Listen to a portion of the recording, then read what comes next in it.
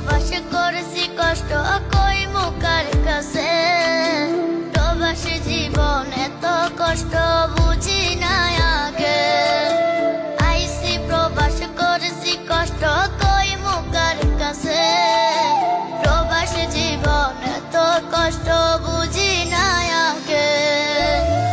বুকের লাগা গলার হারে ছেলের মোবাইল ফোন